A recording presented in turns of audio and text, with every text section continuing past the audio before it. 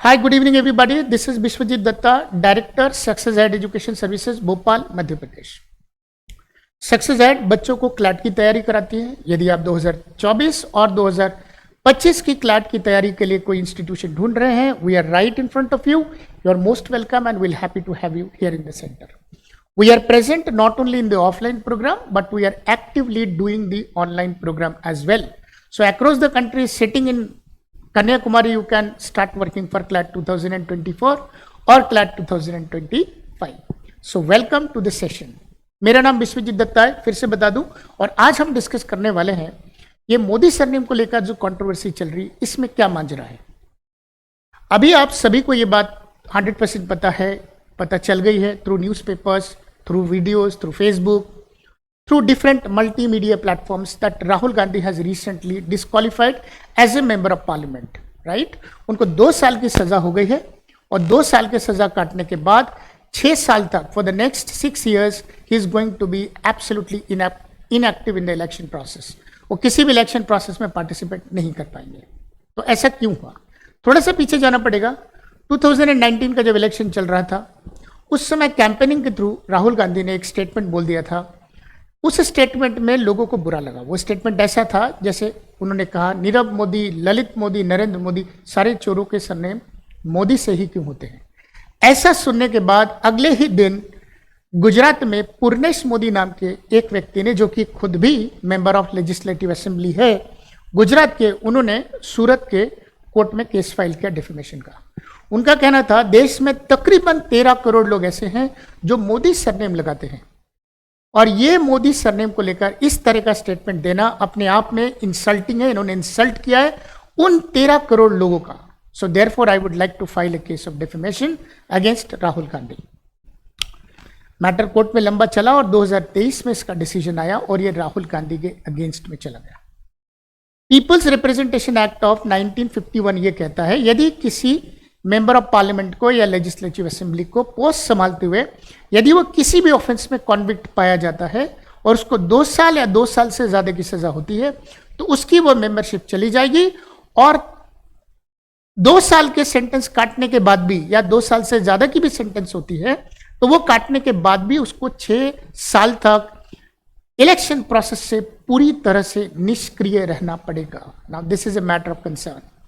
देश में बवाल मचा हुआ है, अपोजिशन पार्टी रोड पर है, प्रेस कॉन्फ्रेंस कर रही है, 2 लोगों में डिस्कशन चल रहा है, 2 गुटों में डिस्कशन चल रहा है, 2 तबकों में डिस्कशन चल रहा है। कोई कह रहा डिफेमेशन है, कोई कह रहा डिफेमेशन नहीं है। पूर्णेश मोदी का कहना था, हमारे देश में मोदी सरनेम लगाने वाले न केवल गुजरात बल्कि पूरे देश में पाए जाते हैं। बहुत से लोग ऐसे हैं जो मोदी सरनेम लगाते हैं। तो आपको ऐसा नहीं बोलना चाहिए जिससे लोगों को ठेस पहुंचे, उनको इंसल्ट फील हो। राहुल गांधी का कहना था कि मैंने ऐसा स्टेटमेंट नहीं दिया जिससे पूर्णेश मोदी को किसी प्रकार का नुकसान सहना पड़ा। साथ में राहुल गांधी के काउंसिल ने भी स्टेटमेंट दिया। इनफैक्ट उन्होंने कोर्ट में इस बात को आर्ग्यू भी किया कि भाई मोदी ना तो कोई कास्ट है और ना तो किसी भी कम्युनिटी को रिप्रेजेंट करता है। It is just a surname. वो कोई भी व्यक्ति लगा सकता है, तो ना तो ये किसी कास्ट को और ना किसी कम्युनिटी को रिप्रेजेंट करता है। इसलिए इस बात से आइडेंटिफाई नहीं लगाया जा सकता है कि राहुल गांधी ने किस पर्टिकुलर कम्युनिटी को कहा है और किनको आघात लगा है, किस पर्टिकुलर कास्ट को कहा है और किसको आघात लगा है। सो देयरफॉर डिफेमेशन का केस तो बनता ही नहीं है। It is not at all maintainable. बावजूद उसके कोर्ट ने राहुल गांधी के अगेंस्ट में ये जजमेंट दिया, और जजमेंट देते वक्त कोर्ट में जज ने यह भी कहा कि you have selectively chosen the people about whom you are talking.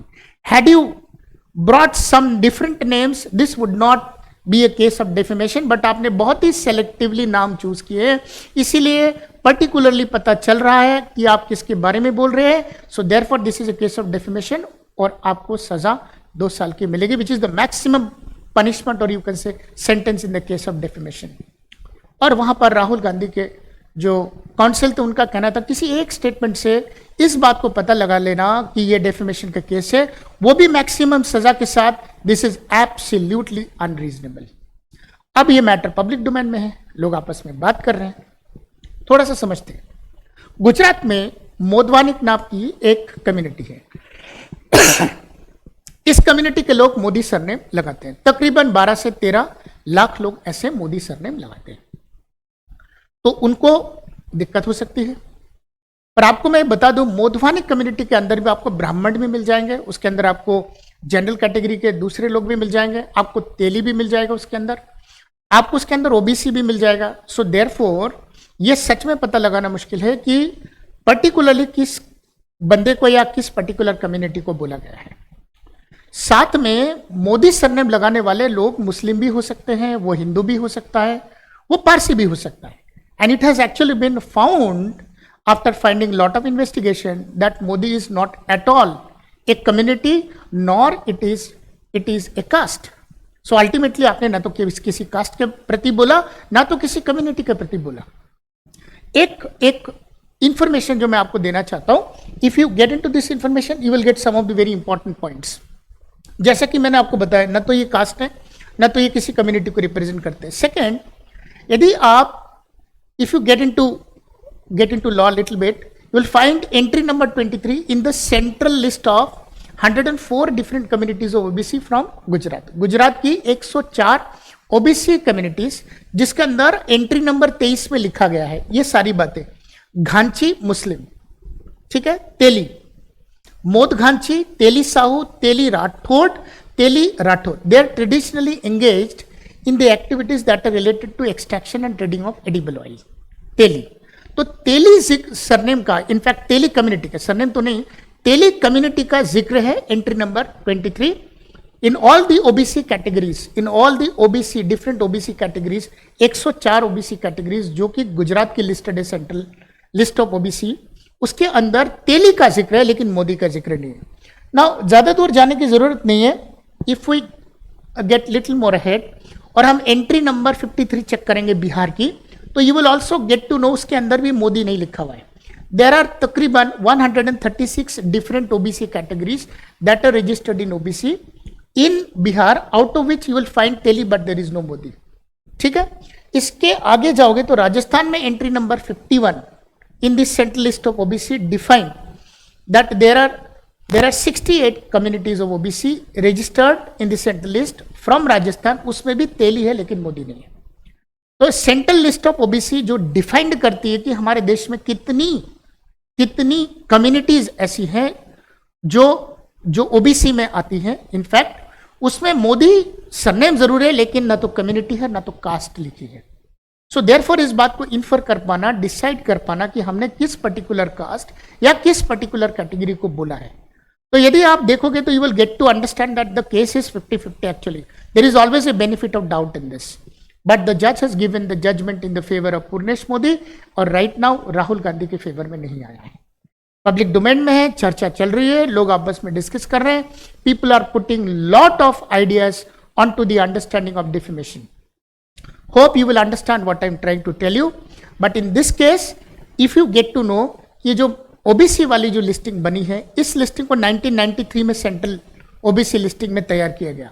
In fact Mandal commission के बाद 1999 में गुजरात के मैक्सिमम, जैसे मैंने आपको बताया, घांची मुस्लिम को इंट्रोड्यूस किया गया, और बाद में जितनी सारी तेली सरनेम वाले गुजरात में जितनी ओबीसी कैटेगरीज हैं वो सारे 2000 में इंट्रोड्यूस हो गया सेंट्रल लिस्ट ऑफ ओबीसी के अंदर।